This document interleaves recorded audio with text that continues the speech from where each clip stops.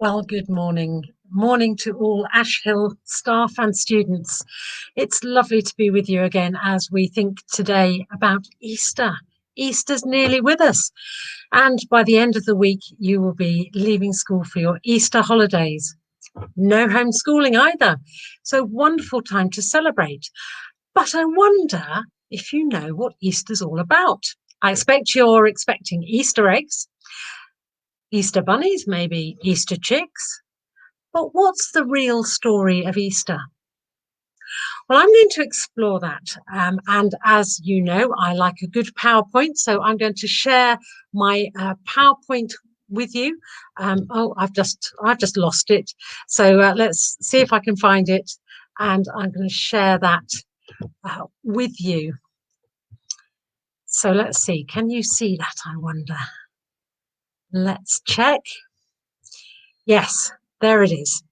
So I shall start my story by inviting you to think about your friends. Most of the time, we're good friends, aren't we? Most of the time, we get on. Just sometimes things don't go so well. And if you're like me, sometimes you end up not being quite such a good friend. Sometimes we get upset by what somebody said, and sometimes we think they don't actually like us very much, so we don't like them very much. And things go from bad to worse. Me and my friend weren't getting on terribly well. And she said some things and she decided some things that I didn't agree with. And I got upset with her. And you know what we really needed? We really needed a peacemaker. Sometimes things get really bad and you feel all terrible inside. You don't feel loved. You feel upset and angry. And perhaps we say things that we didn't mean to say or didn't ought to say. And we really, really need a peacemaker. It happened in my family quite a long time ago, probably about 20 years ago.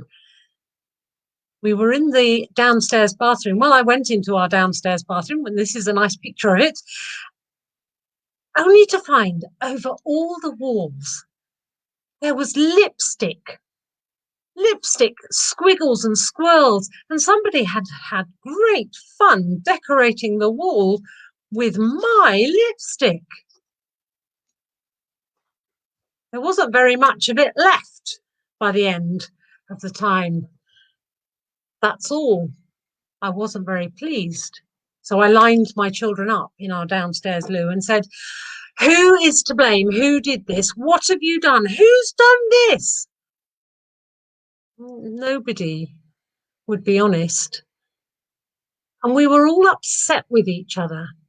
The children were upset with one another because whoever done it wouldn't stand up and take the blame. And I was upset with them because nobody was being truthful.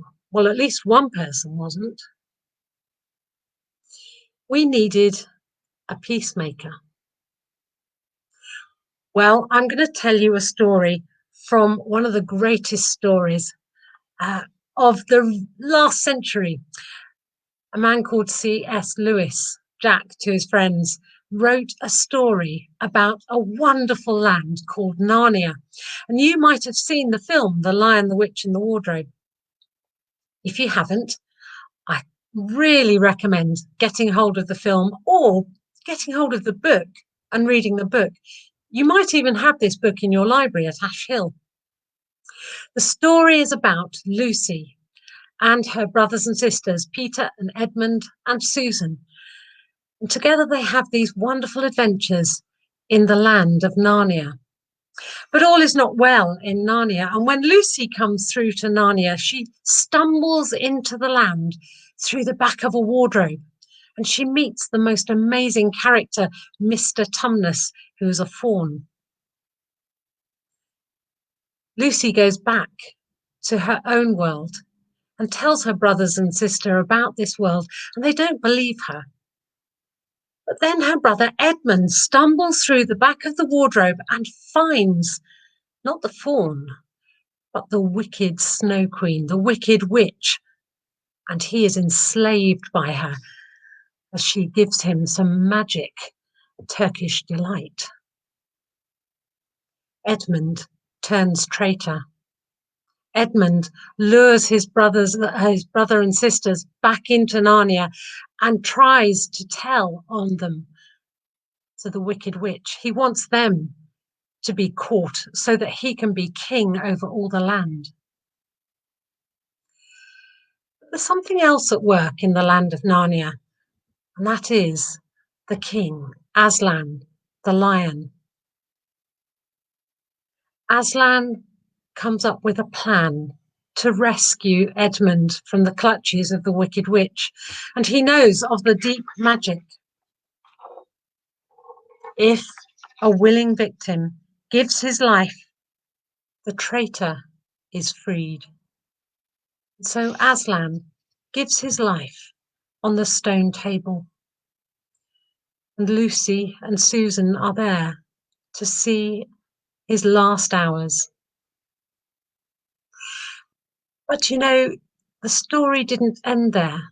This peacemaker, Aslan, who rescued Edmund and brought him back as a full part of the family, made peace with the family. He didn't stay dead. Aslan came back to life. And Aslan told the children, "It means," says Aslan, "that though the witch knew the deep magic, there is a magic deeper still which she did not know. Her knowledge goes back only to the dawn of time, but if she could have looked a little further back into the stillness and the darkness before time dawned, she would have read there a different incantation. She would have known that when a willing victim who had committed no treachery was killed in the traitor's stead, the stone table would crack, and death itself would start working backwards. And now, oh yes, now," said Lucy, jumping up and clapping her hands. "Oh, children," said the lion, "I feel my strength coming back to me." Aslan had made peace through giving up his life. And then the deeper magic from before the dawn of time had begun to work death backwards, and he came back to life. What's that got to do with Easter? Well, C.S. Lewis wrote that story so that we could understand something about what happened at Easter when Jesus died on a cross. He wanted to understand something about a willing victim who had committed no treachery, would be able to rescue and create peace between us and God. And all those bad things, all those itchy, scratchy, horrible feelings when we don't love one another, when we're not friends with one another. When Jesus died on the cross, he did that to make peace between us and God and us and each other. And something that is written in the Bible about that. Paul, when he was writing to his friends in the church at Colossae, wrote, "Not only that, but all the broken and dislocated pieces of the universe, people and things, animals and atoms, get properly fixed and fit together in vibrant harmonies, all because of Jesus' death."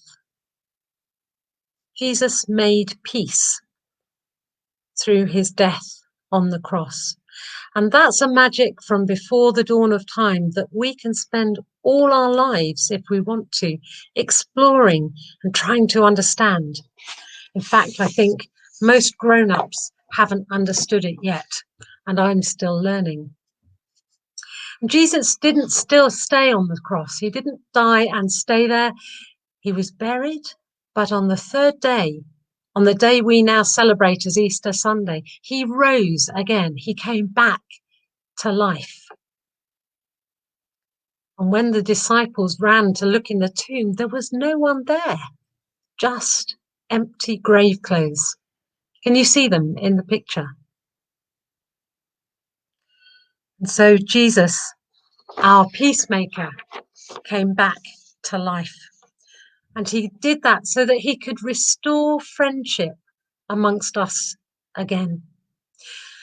And if you feel itchy, scratchy inside towards one of your friends, if you're not feeling happy, if things at home are not going well, then we can always invite Jesus, our peacemaker, to help us so that we too can make peace like him.